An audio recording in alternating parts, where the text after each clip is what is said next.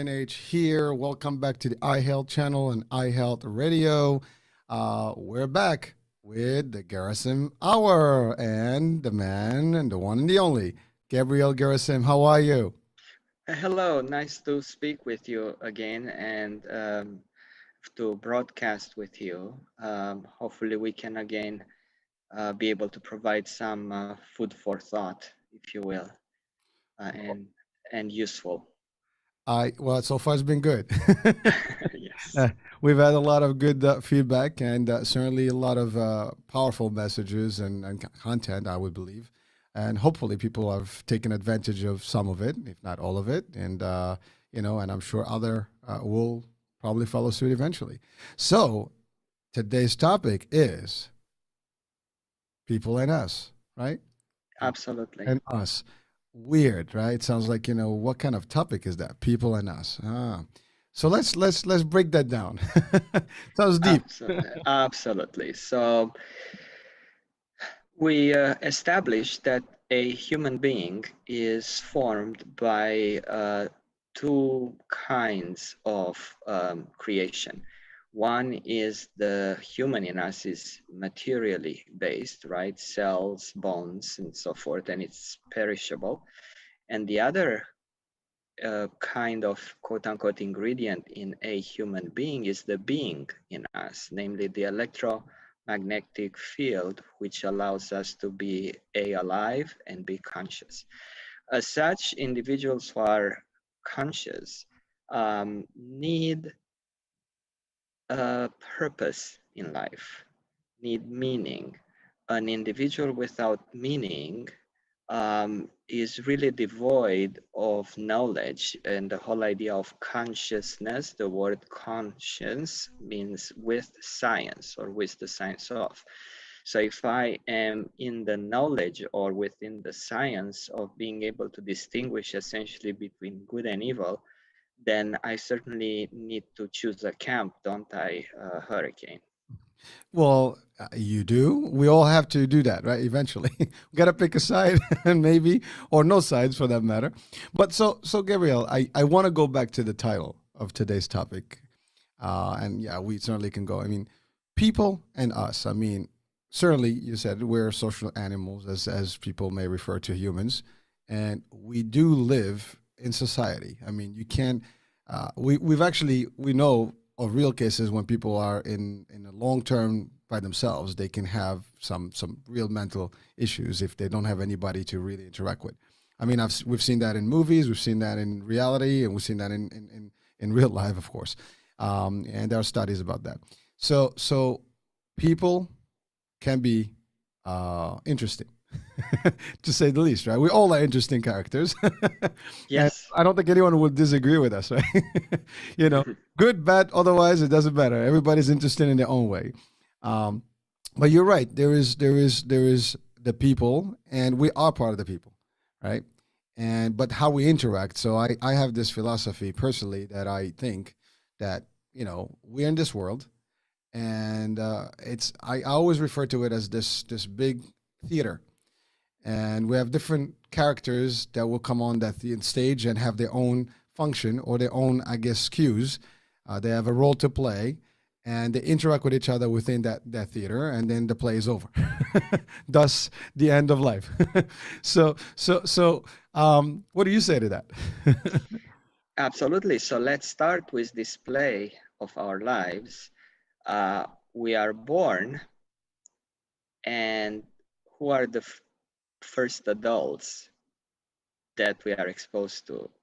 Hurricane, Well, I'm baby assuming parents. parents. So this is a very important thing to establish, namely um, the meaning, the importance, the vitality of a mother and a father. Because for a baby and then later on the child, the mother represents literally and figuratively the nourisher.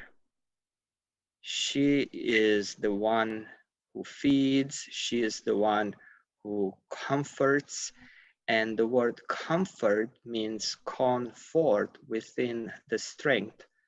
of whatever one's reality is. The father, if the mother is the nourisher, the father is the protector. So if I want to protect something, the word protector comes from, again, Latin, and simply means to cover something over. So where do we protect things mostly, Hurricane? In the home or outside the home? Which things do we cover most likely? Well, I mean, parenthood is not simple, right? I mean, I would say it starts in the home, but it continues outside of the home. I mean, we can't just let our kids go out there. I mean, especially for those folks that may have kids, they will probably relate to this. I mean, if you're parents, you always care for your kids. When they leave the home, you're kind of worried until the minute they come back. And then also, I mean, you want to protect them against society and what other influences that may be out there. And we see that all the time. There's good influence, bad influence. Our kids learn things from a variety of folks. I mean, it's amazing though. That's old school. I mean, in a way, that's been the tradition over the centuries where kids are with you and they go to nature. I mean, back in the days, I mean, before technology, they used to hunt, they used to do things, then they used to go play. Even our generation, I think, at least I can speak for myself. I mean, we grew up in the street a little bit, having fun, playing with real game, ball, things like that. And, we probably had the first, game consoles at the time, So we did a lot of outdoor activities, and I know my parents, they were always freaking out when I'm out there because they don't know until you walk in. They check you out. Everything's good. All right, I'm happy. Yes, okay. I remember one time actually I got hurt. I came back home with a boo boo, as they call it, and that was not a fun moment, in the house. But I think the protection here is beyond just physical. I mean, it's you protect them for everything. I mean, Exactly. physically, mentally, emotionally. You got it. So it's the protection, the visible and the invisible protection of the child. And that is created in order to have and maintain a balance in one's life, right? So the word balance comes from our friend, the Latin language, and it literally means there be meaning two, and lungs meaning a scale, like the justice, Lady Justice's scale. If it's tilting one way or another, hopefully in a fair balancing of justice. So the same thing goes with, like you said, mental, emotional, and physical values and states of being. This balance is needed. And for that, the mother, the nourisher, the one who comforts, has to have as the balancing factor the father, the protector, the ones who protects the individual, covers him or her over, and that is in order to dare the young individual to go outside the comfort level. And this is very interesting because in such a balanced environment, the mother nourishes the strength from a comforting level, and the father protects and quote unquote nourishes the strength to push the individual outside the comfort zone and progress. This is a very important thing. This is manifested a lot in our hormonal level and the derivating physiological and later on action-based activities of the individual. Have you heard about oxytocin? Oxytocin. The oxytocin is called also the love hormone. Hmm. Why is that the case? Because this hormone, which was discovered in the 1950s, is coined from the Greek term oxys, meaning sharp or swift, and tokos, meaning childbirth. So essentially, this hormone refers to the childbirth in a sharp way of the individual. This is so powerful, Hurricane, because this hormone is in charge to facilitate the birth and to stimulate the milk release in the mother. It's phenomenally important. For others, this hormone, which is created or triggered by love, um, is a trust inducing, has a trust inducing property. This oxytocin may help those with social anxiety and depressions, anxiety, fear, social dysfunctions, generalized anxiety disorder, post-traumatic stress disorder. The list goes on and on. And so it can be actually administered medically to alleviate the very same illnesses that I had mentioned before. And that usually happens in families that were dysfunctional or single or kids in the orphanages. And because they did not have the mother's love, Mhm. their little bodies and neurons did not process enough oxytocin. And as such, they need the artificial or the synthetic version of it. Isn't that interesting? I it's news to me. I mean, I know the relationship with the motherhood and all that, but I mean, to break it down into hormonal, levels and how the impact is, I mean, that is pretty not only interesting, that's pretty deep stuff, and it's the next level, and I mean, but you can see that. I mean, there is. I mean, definitely there's that closeness. I mean, um, in the old tradition, I mean, milking or like having like breastfeeding children, right?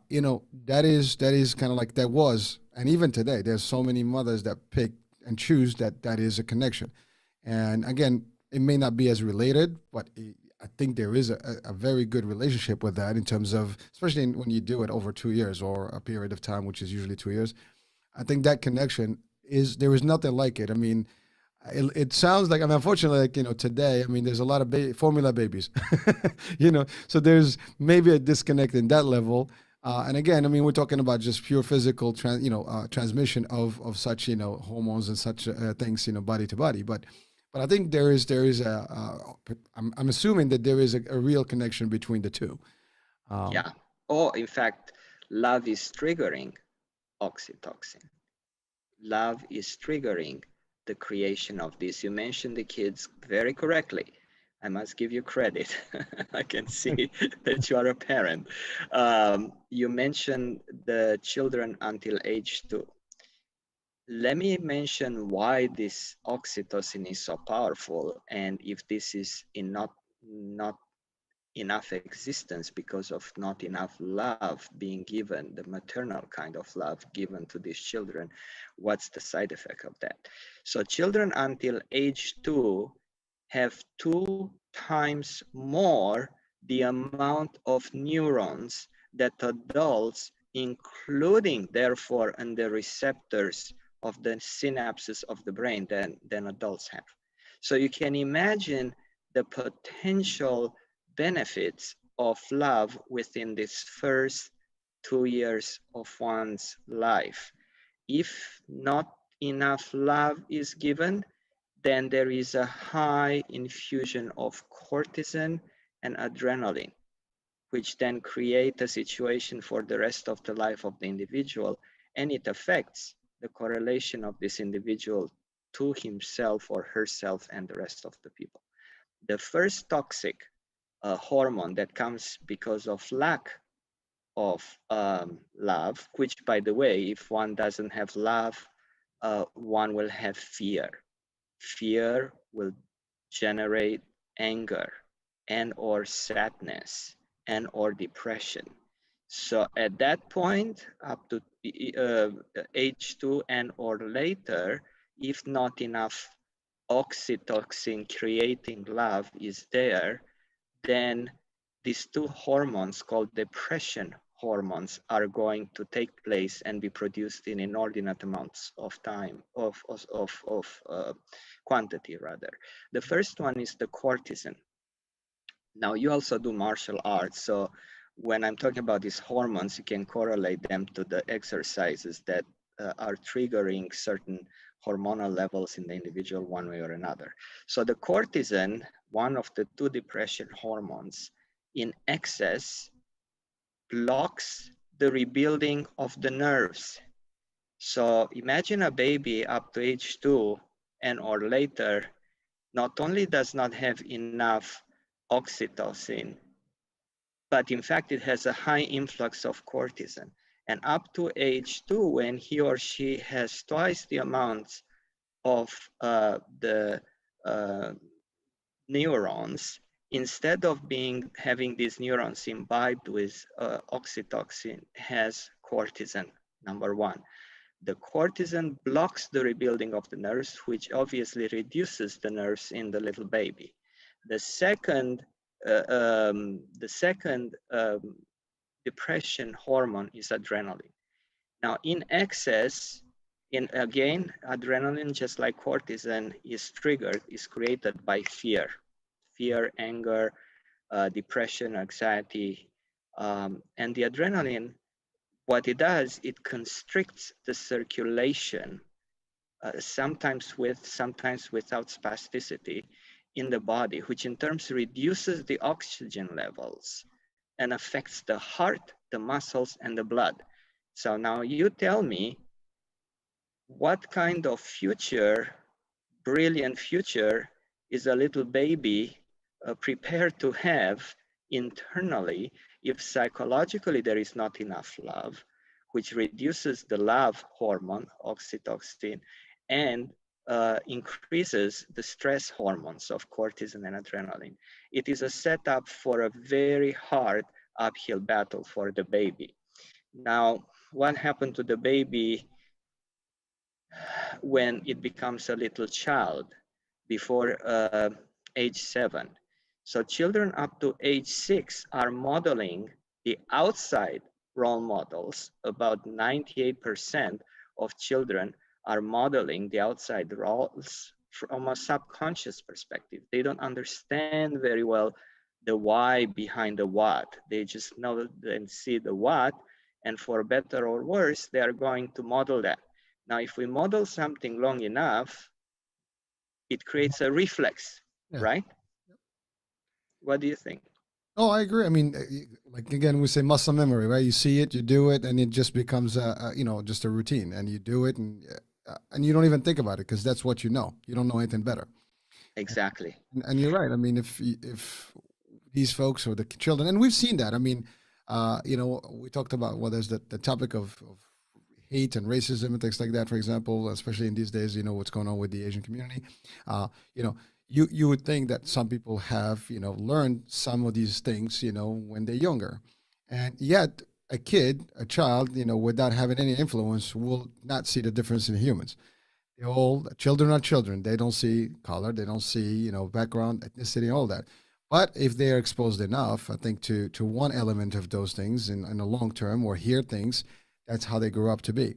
And it's hard to change that mentality eventually. But you're right. I mean, you're building the building blocks literally at those young ages, and so whatever you instill in them, that's what's going to be. It's like you basically just injected, good, bad, or otherwise, right at that, early on. And to your point, if they don't have the love, they don't have the hormonal balance that they need, and they get the opposite with the fear factor, and with the cortisol, Exactly, the fear factor. then that's And all you, there is. yeah, and you're right. Again, the beginning is not in the hormones. The beginnings are at the electromagnetic sentiments or feelings being given to these children. Are they loved? Are they neglected? Are they hurt? Mhm. So unless they are loved, the other two are going to lead the individual into the constrictive aspect of his endocrinological really imbalance. And so what should be, like you said, building blocks actually turn into just Destructive, blocks, or obstacles, destructive ones. destructive ones. We see that in with a lot of children in orphanages. We see that in children who come from very dysfunctional families. It is such a responsibility to raise a child. Um, and the credit should go to both parents who are able to provide that nourishing from the mom particularly and protective from the dad particularly aspects through love from both of them, that it just makes one never underestimate the beauty of having decent and loving parents who consistently provide that sort of love and protection. Well, I mean, you mentioned earlier about the Lady Justice and the balance, right? And it's amazing. I mean, that today's society. I mean, there's a lot of debate on, does it matter if if a person is single, whether it's a male or female, father, mother. There's a lot of single folks, divorce and stuff. But if you look back in history, that was not the case. I mean, even more recent years, you had families, husbands and wives, and they lived, until the end. Good, bad relationship. They go through their turmoils. We made the joke about the Love and Marriage, show on a cruise. You know, about the couples that are the oldest. Usually are the ones who win because they've endured everything together, but they stayed together. And some families, even if they don't disagree, they disagree, don't even want to be with each other. They do it just for the sake of the kids, to maintain that closeness and to be like really tight with the kids and keep them almost sheltered from any disruption. Now, the issue, I mean, I think that there is the reason there is a father and a mother is like, to your point, each one has a function, and the minute that is actually kind of crooked or destroyed or disrupted, there's going to be some miss somewhere.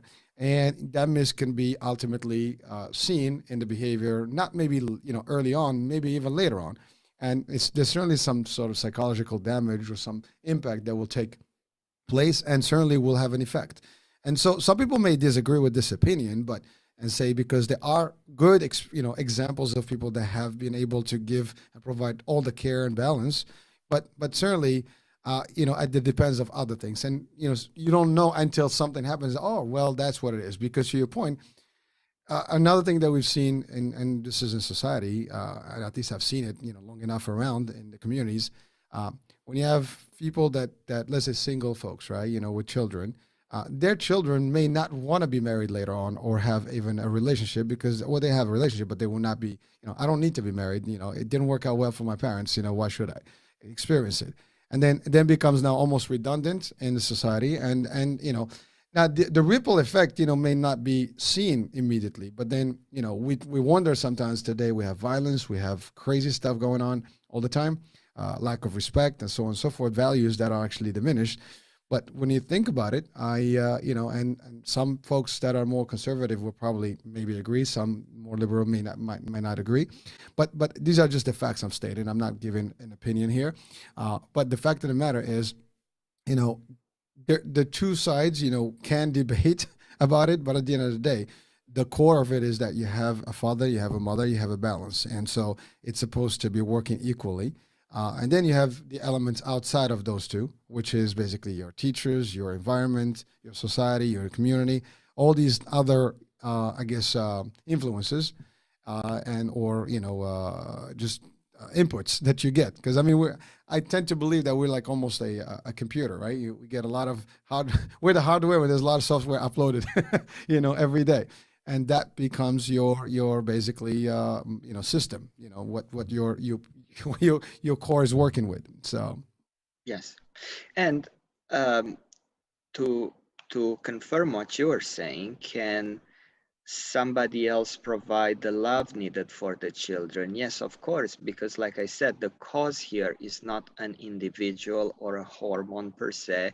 What induces the love hormones, the hormone, or the opposite, the destructive ones, is the electromagnetic field of love, if it's there. So it can be, as per what you said, um, another person, a non-blood related individual, a loving teacher, a loving worker in an orphanage. In fact, very often orphanage professionals end up adopting children from the orphanage out of love. And so it's the energy of love, consistent, mind you, not intermittent. And because it's consistent, it is best happening in a mother father day and night sort of attendance to the children's needs, although a stranger may also do that, including an adoptive parent brilliantly. So what I'm talking about here, and what we are talking about here, is the fact that love from the very initial stages of the baby's lives is phenomenally important. Like you said, primarily in the 2 first years of his or her life, for reasons we discussed, and even all the way up to age 13, when the subconscious in the individual leaves way to the conscious part in the individual. So now that's why we talk about the adolescent years, right? 13, now the individual becomes a teenager. So at this point, the individual starts acting and discovering his or her conscious rationale behind his or her and or others' actions, and intentions and words. So he or she starts exploring his or her reality from the conscious level. Until then, it is mostly subconscious based, which means it is mostly related to role modeling. And like you said, if it is from a healthy, loving framework of reference, the individual then, when he or she becomes more prone to use his or her consciousness, will have a healthy mirror, soundboard, or frame of reference. If not, he or she can still, now that the conscious part becomes more and more prevalent in his or her life, bypass that, whether it be by a constant effort to improve himself or herself. We are talking the 40% perception, whether it be because of positive outside factors, good people, places, and things and actions, the 10% aspect of the individual, and or because of sheer genetics hurricane, because the 50% remaining genetics are so resilient in nature that the young adult is beautifully lit from inside simply because of genetic predisposition and or a combination of them. What do you think? Listen, I mean, I can see that, and um, you just hit on an item here, which is the concept of it could still work, you know, because of genetics and the influence of stuff. And yes, I mean, I still believe that, a good percentage of society, regardless of whether families, separate, things like that, as long, and even sometimes at early on, the kids have an alternative family, if you want to call it that way, or, it can happen also when parents, pass on early on, when the kids are still young. We've seen uncles, family members that take over, even friends that take over, and they do right by those kids. Orphanages that can take, good care, at least individuals, not all. I mean, I think there's always some people that will be highlighting themselves to be better humans, and do the right thing, and really give the true love and not just do the job. But I think overall there is always an opportunity for kids, and to your point, when they get to that teenage level, where they actually start seeing things themselves. Now, uh, it's a 50-50 shot. I mean, they can go one way or the other. If they tap into the good stuff and have eventually a good environment that can guide them, they'll turn out well. And I think if they find the wrong influence, then they blame the whole world for everything, and then they just go on doing all the bad things that they can ultimately regret over life. So Yeah, yeah. So therefore, what I was saying earlier is that people need purpose in life. If I don't have a purpose, if I don't, to quote John Cash's song, walk the line, if I don't walk the line of my purpose, of my meaningfulness in life, then I'm going to get distracted, right? Because I'm like a leaf in the water as opposed to being like a ship in the water. I have no direction-based consistency, and therefore I'm not in control of my life. I simply give it up to variables in my life. So that's something to understand, and that comes again from a balanced, loving, and protective-based environment in the child's home, if which helps the individual to have a positive purpose in life. Now, the other question is, you are mentioning the parents who stay for the sake of the kids in matrimony, right?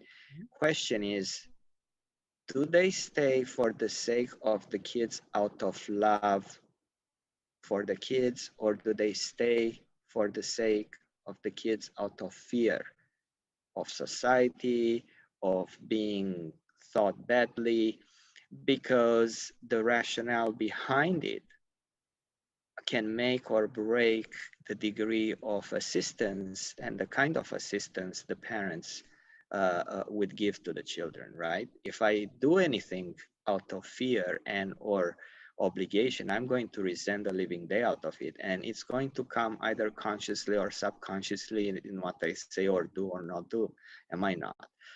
That's why paradoxically some of the parents who separate while maintaining the education of the kids, even alternatively, but they do it out of love, they have most likely more success in providing this love-based nourishment and or protection than the ones who are trying their best to do it out of fear, which invariably is going to mess up things in the sense that the parents will resent the kids and or their lives, and something at some level at some point they are going to implode or explode with devastating circumstances. What do you think? Well, actually, I think it's a great point, I mean, you really are covering an angle that when I made my statement earlier, I didn't really take it from that the corner of like understanding the dynamics, or at least the variations that may happen just because you stay within a relationship. If you do it for the wrong reasons, to your point, there will be reaction, and that reaction can be adversely affecting the children because you're always gonna like, and you can bring it up to the kids. We've seen, I mean, this is not very common. Well, people, well, I just stayed for the sake of you. You the reason why I'm not happy. Blah blah blah. And now the kids are listening to this conversation, like they blame themselves why their parents were not happy, and so now it's like to your point, they just the thing that they wanted to stay away from, they just actually manifested it faster, you know. And therefore the result is the same. The children still are getting impacted with this particular behavior, and therefore it's still in their conscious and then ultimately or subconscious and ultimately reflected in their life. And so and again, I mean, listen, we have the real cases, case studies out there. There's a lot of documentaries about this thing as well. We see it also in the fiction world. I mean, the movies and stuff that depicting real true events, and what really triggered these events. And a lot of it is again dysfunctional relationships, parents not getting along, so on and so forth, doing it for the wrong, like you said. It all starts with love, and the chemistry and keeping it tight. And I think me personally, as a parent, as a father, one of the things that you always want is you want the best for your kids. You mentioned purpose, is that you want to at least guide them until they're ready on their own and they can take it from there. And you try to protect them from any other elements, and you always like try to be on top. Now you try, you do your best. I mean, we're not perfect. Sometimes we all have our deficiencies, I would call them, you know. But as long as the kids get to a point where they understand why you're doing it, like for me, I would say my parents, were there for me, regardless of their relationship, whatever the case may be. They were there. They try to do their best to provide me with education, with the right, environment, so on and so forth, to get me to a certain point of not freedom, but where I can actually sail on my own, like a safety zone, and then after Yes. that, it's on you. The decision you make are always going to be yours. And Yes. so you can sink or swim, but then at that point, their duty is done, and their function in society has been, implemented. Yeah, exactly. Now, what happens if there is a denial of this electromagnetic field, which is then creating and the creator of the love hormone and everything else in the body that's good for us? Um, in the last century, we had a school of thought called the behaviorists. The behaviorists claim that feelings have nothing to do with the rest of the body. And to prove the point, in the United States, some individuals decided to isolate children from being loved, held, comforted, uh, and guess what happened to those babies? They They died, and or they were in such a um, decaying state of emotional and mental and physical uh, um, um, help. imbalance that they really uh, couldn't really survive without being, for the rest of their lives, heavily traumatized. So this individual in America actually isolated children from being touched, loved the moment they were born, and they died for the most part.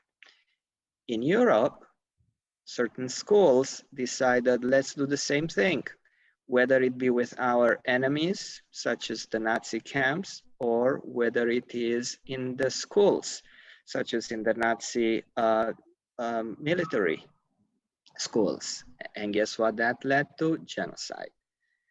In Asia, and I'm including the Russians in Asia because, well, look at the map.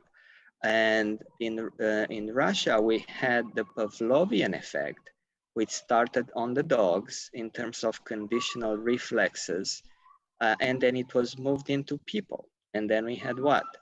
Genocides. We had re-education in the most negative sense of the word. We had essentially murder. So where there is not love, there is fear. Fear begets hatred. Hatred begets criminal actions. So their behaviorists had this very simplistic formula, Hurricane. They said, we can provide a diagram of the human behavior in an ABC model. The A means antecedent, right? Something that happens before the behavior. The B obviously stands for behavior, and the C stands for consequence. So we can assure you that if we want a certain consequence in the individual, by providing the proper antecedent, such as beating somebody into submission, the behavior will come, and thus the consequence would be that they are not going to challenge us. That school of thought really fell apart when, from Jung and on, various, and at the scientific level, the quantum physicians, they found out that the model is not quite as simple. Yes, there is an antecedent. However, between the antecedent and the behavior, there is one's interpretation or perception of that event. So let's say somebody who's kept in prison by the communists or Nazis or whomever you want, the idea is you keep them in prison, you break them. However, if the individual is highly spiritualized by that experience, he's going to come up even a more stern opposer to the system than he or she got in. So now the behavior is not exactly the one that was hoped for by the behaviorist approach to it. And so therefore, again, coming back to the initial point that I was making, is that human beings have to have a meaning. They are raised and they create this meaning. If their meaning is based on morality, their perception of the world is going to be done out of kindness, love, respect, resilience, and before the world and their actions and their perceptions stands the hormonal change, right? That comes from the feelings and or the upbringings that they had. And then, of course, before that were the experiences that we spoke about. So everything is interconnected. That's why the expression says, show me a way to life and I'll build you a shrine.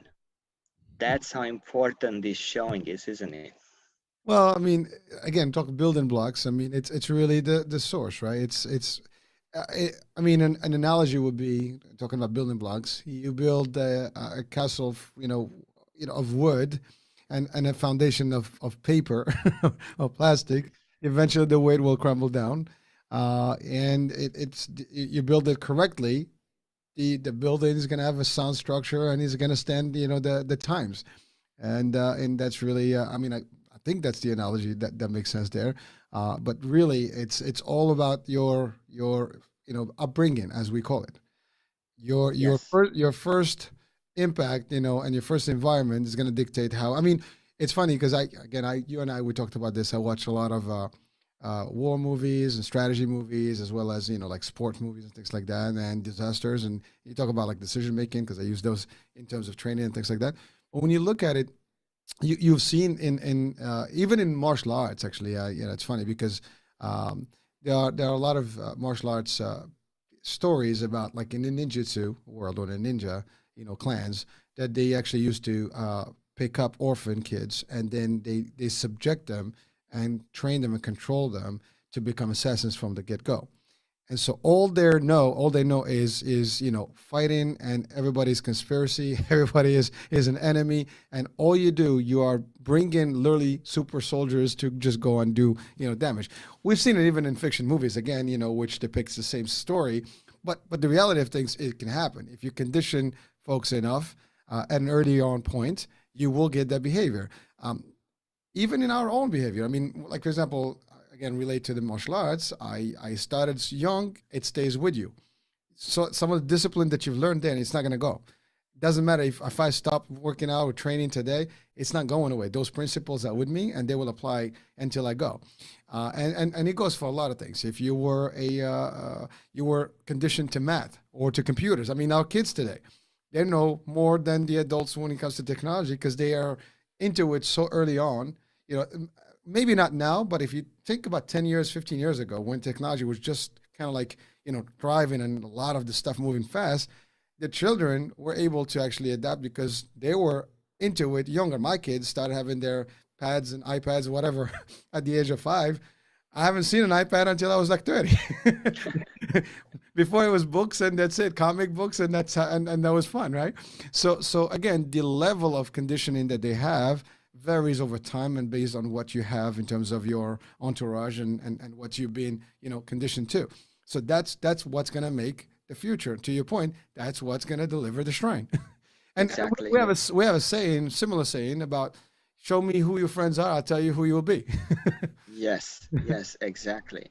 So, exactly.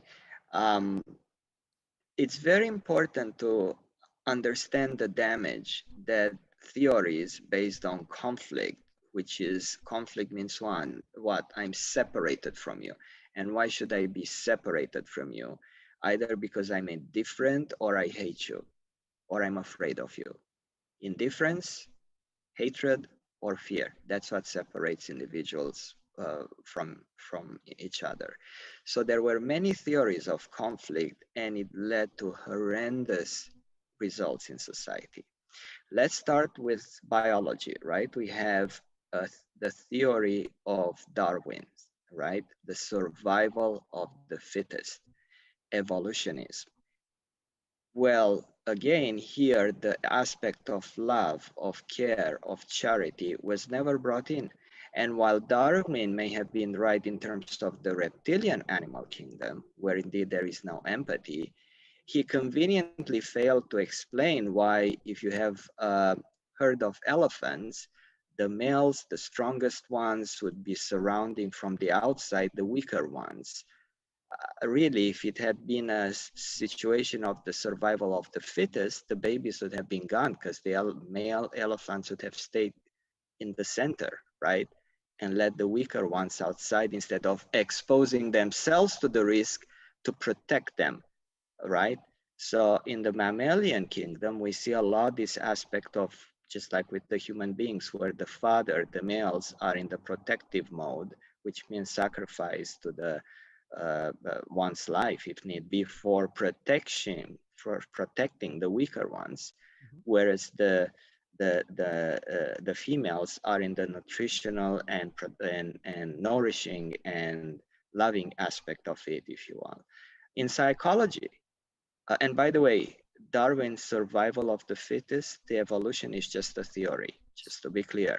Well, I wanted to interject in that just because I've studied a lot of on the Darwinism a little, well, not a lot, but enough to understand it. When I did some religious studies, and one of the things about, I mean, he had actually, I think, in a statement he did say that, my theory could be proven wrong, and actually there are a lot of holes in it eventually that were depicted later on, where even to your point, even in the jungle, yes, there might not be empathy, but animals, you can find a lion with a gazelle, As long as they're not hungry, and they can still coexist. They only hunt to eat, so it's this that's the nature piece. But they're not going there to just attack people. See, humans do that. We can attack each other for no reason. Animals don't do that. Exactly. If it's not territory and if it's not for survival, like food and stuff, they would not do it. Or to protect the little guys. But Exactly.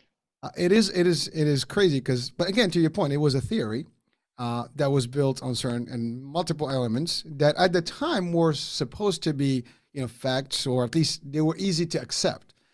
With more science, more and by the way, it was never accepted in the religious world, which was still the predominant environment between all the main monotheistic religions. That's always been Darwinism didn't stand a chance, because everybody's still believing in the creation and so on and so forth. But certainly those elements were had enough acceptance in some I guess communities. But even with that, it immediately got almost destroyed, with science and all the good, scientific facts that came on in the next century, So Yeah. So imagine what happened.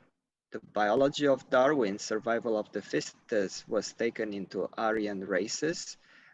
Even in the States, the white men decimating the natives and or anybody else, blacks as slaves, and the Mexicans as kicking them out, at least certainly taking the property and the territory over in the West and so forth. So that's where the biology aspect of this conflictual theory, survival of the fittest, with no empathy and love being a determinant in the progress of these societies, particularly the human beings, led to. In psychology, another conflict-based theory, no love, Freud's Oedipal complex, right? What's Freud's Oedipal complex? The son who kills the father. The son who kills the father. Where is the love? There is no love there. In sociology, we have Marx's abolition of the family right out. The idea of class struggle, not based on individual merits and needs, but class, which means now you can go and kill millions of people who are from the quote unquote wrong class. And of course, the continuous revolution, right? So what does revolution means is to turn the reality upside down, to revolve it, revolution, like a revolver. And here is the antidote to that. What's the secret of life? The secret of life uh, has this 3 points.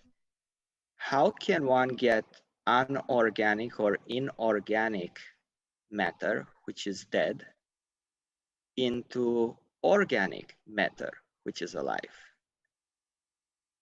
Right? This came from a Romanian doctor who published a book right under the nose of communists, and it created just about a whole series of arrests. He escaped barely from being arrested and put in prison because it raised the consciousness of the people in Romania in the 1980s. And he wrote a book. His name is Professor Constantin Dulcan, a neurologist and endocrinologist and very spiritual person. And he wrote this book in a communist country called The Intelligence of the Matter. And he explained it quite scientifically. In order for anorganic or inorganic energy, dead matter, to become an organic energy of life, there needs to be a catalyst, which could be both an organizing factor and also coordinating capabilities. In other words, we need an intelligent creator who would be able to both organize and coordinate the capabilities of creating life. And this intelligent creator may be called by many names. And without somebody organizing and coordinating life, there is no way that dead matter can become alive. And so obviously this intelligence factor has to be loving because it creates as opposed to destroying. And thus the idea that love not only can create one individual's beautiful life and hormonal balance and goals and experience of pleasant life in his or her lifetime, it is actually the secret of the universe creating life. Isn't that interesting? Well, I mean, that's I love that topic actually. We could do a whole session just for that one. And I mean, really, now you're touching into like the creation and the universe, and even we can go to Big Bang theory and the intelligent design concept, and which this ties right into it. I mean, it's amazing because when in the Big Bang theory, I mean, the universe exploded. But in essence, an explosion is destructive. The Big Bang did not explode. I mean, it's designed to actually get exactly everything in the right in space and time, and that's thus you have the orbits, you have the galaxies, and everything moving in harmony. And so there's so much stuff about that topic that we can debate. I mean, we'll get into like physics now, and even religion and science combined here because there's so much. And you and I, we had some sidebar conversation about those topics, but it's pretty cool stuff because to your point, one of the like one time I had a discussion, and so it was an argument about creator, no creator, all that stuff, which is very typical these days. Some people say, well, prove it. Well, I don't have to prove it. Let's take a bunch of rubble, materials, so metal, rubber, pick all kind of different materials, put them in a big pile, and let it be a computer, functional computer. Let it be a plane that is able to fly. Can it happen? The rubble will be there, and it would Ah, not. It would never work unless somebody takes those parts and put them into a machine and creates the machine and the software to do it. Not gonna happen. exactly. So the organizing aspect of it plus the coordinating capabilities, because one may be organized and coordinated in every single way possible except technological in this case. So this intelligent entity capable of creating life by organizing and coordinating all the electromagnetic aspect, the force of life, to infuse the matter where now life happens, and in the case of human beings it's life based on consciousness, has to be there. We micro manage and micro replicate this in creating anything from a bicycle to a skyscraper, and we don't understand that the same effect is happening at the planetary level. That's the interesting aspect of it, isn't it? Well, it is, and I think the reason we don't reflect on it is because we don't reflect enough. We don't think about it because it's just there.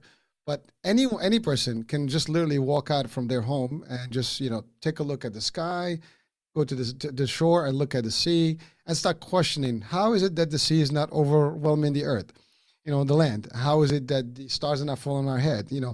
Most of the stars we look at right now, they don't even exist any longer. I mean, their light has been so taking traveling so long that they might have disappeared or moved from that position. But yet we just got it. I mean, there's so much stuff about that world that most of us we're just are heedless about it. We just don't care to learn or to even interact with. But you're right. I mean, it's very simple. We create, we invent. But our concept inventing is really, I mean, a computer is the best example.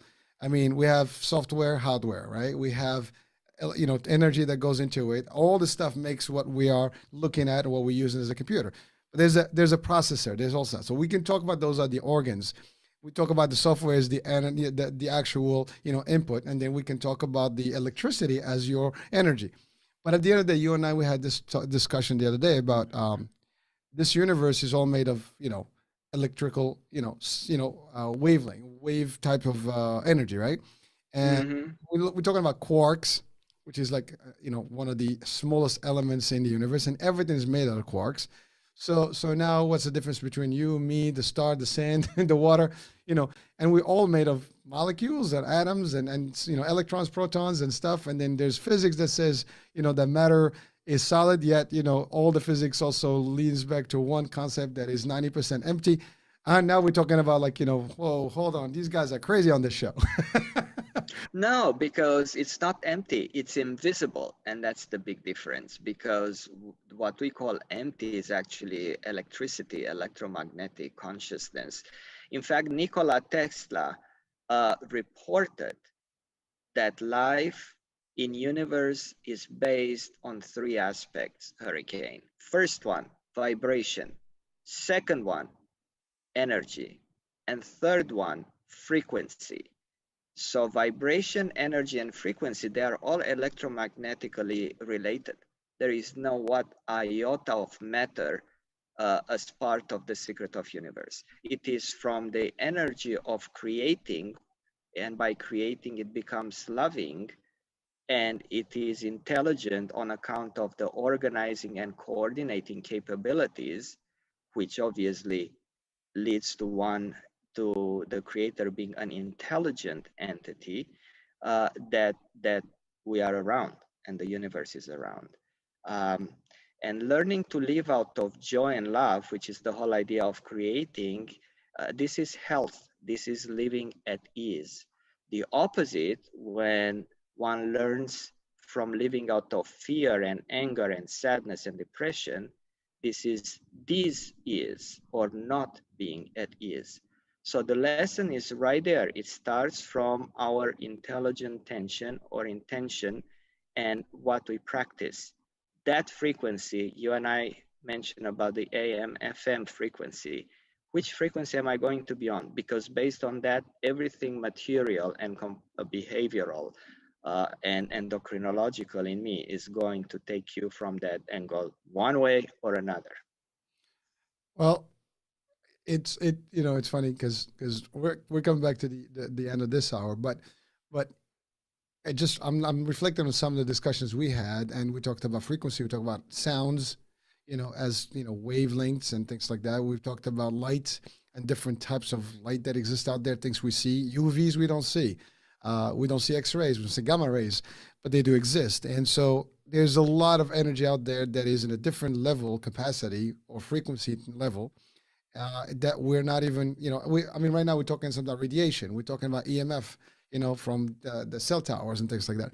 But all these things are things that are around us, computers, like the old computers, you put like a phone or something next to them and you hear like a little noise, tick, tick, tick, tick, tick, meaning that there's something that traverses the actual, body of that particular device.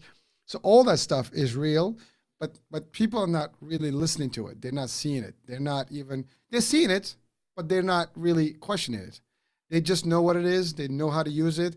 It's there for a purpose, but no one is like asking, well, wow, look at this. It's beautiful. It's made. It's nice. But now, well, look at this Earth.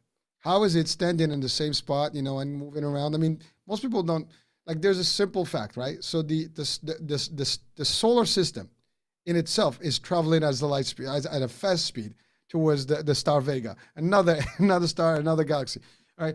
But we all actually are in constant speed right now. I mean, we actually, speed going in the speed of light right now in a vessel called Earth around another, system and flying. But because it's so massive, we don't see it rotating and it's moving constantly. We don't feel it, but it's moving. It's Yeah. actually a moving vehicle, whether on its own or around the sun, or actually as a whole, solar system. So Yeah. there's so much we can talk about that. But here's the funny thing: we went from people and us to the secrets of the universe in less than an hour, and we probably like some people are like, "What kind of show is this?" Because I mean, this is supposed to be the iHealth channel, iHealth Radio, and yes, because this is a show about mental psychology and things like that. But it all ties into all these factors. And while I'm not an expert, Gabriel is, I do interact with him in these things, and these are some subjects that I've, was always keen on, and I've always looked into. But really, very intriguing and interesting stuff. Sometimes we have to ask the questions. As humans, we need to think, and we're supposed to think. And unfortunately, we don't all think in the right way. I mean, we think about things, but not necessarily about reflecting in the world. How our body functions, how the universe functions, how things all correlate to each other, how our relationships are. I mean, this is about people and us. It's really about interacting with others. How do we grow and behave and actually be, and then interact until we're out of this theater that we talked about earlier. So, any last words for this show, Gabriel? Sure. Wonderful. So they are interrelated. Just because we deny the life and the love in us, it doesn't mean that it could care any less. We are the ones who suffer because we deny, we minimize, or we blame somebody else for our life. And in the meantime, the sun goes up and down every day, whether we seek occasions to get offended or we seek occasions to find the beauty within and without us and enjoy it and love and be loving towards others. Well, with those wonderful words, Gabriel, thank you for another crazy, interesting, intriguing show. And I mean, crazy good. Folks, thank you for watching the iHealth channel and listening on iHealth Radio. This is Hurricane H here, and we'll be talking soon in another show. And look forward to another Gabriel Gherasim hour. And that will be next week. Ciao, ciao. Have a great day. Bye bye. Thank you.